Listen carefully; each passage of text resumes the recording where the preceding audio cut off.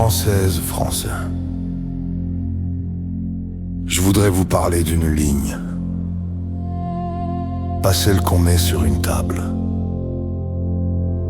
une ligne intérieure, celle qu'un enfant trace quand il n'a plus rien d'autre que ça.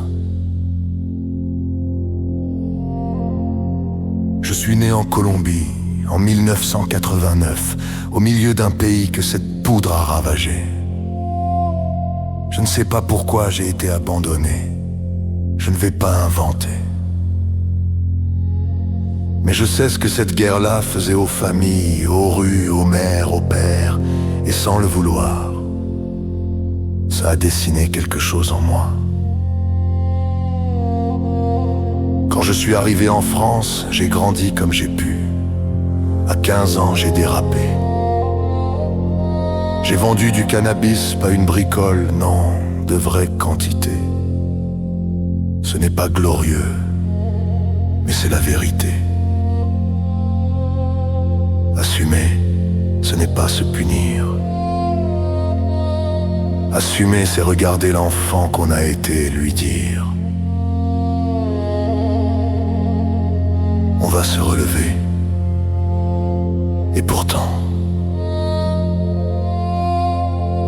au milieu de mes erreurs, il y avait une limite, une ligne qui ne bougeait pas. On m'a proposé de vendre la blanche. Je refusais. Toujours. Sans discussion. Parce que je savais. Je savais ce que ce produit avait fait au pays où je suis né. Je savais ce que ça faisait aux mères qui pleuraient leurs fils, aux familles explosées, aux gamins comme moi. Connaître sa limite, c'est ce qui m'a tenu debout. Alors quand j'entends quelqu'un dire qu'on pourrait consommer cette poudre tranquillement chez soi, je me demande s'il comprend ce dont il parle. Ce n'est pas une question d'homme, c'est une question de lucidité. Un joint, un soir de repos, un gramme de psilocybine dans une forêt, un moment d'introspection calme.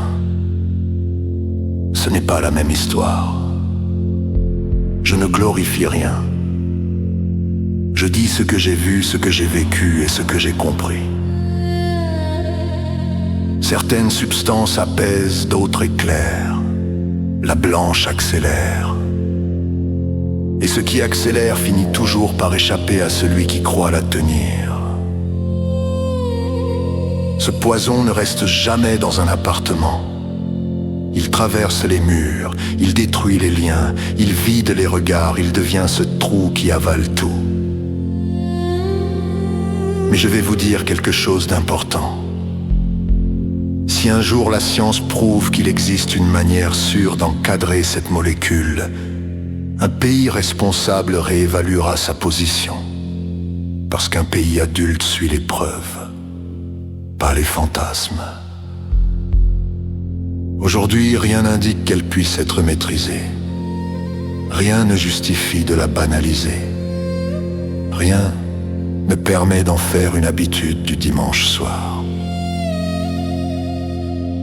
Ce que j'ai refusé à 15 ans, je le refuse encore aujourd'hui. Et je le refuserai devant vous tous. Parce que certaines lignes ne bougent jamais. Et celles-là, ce ne sont pas celles qu'on trace sur une table.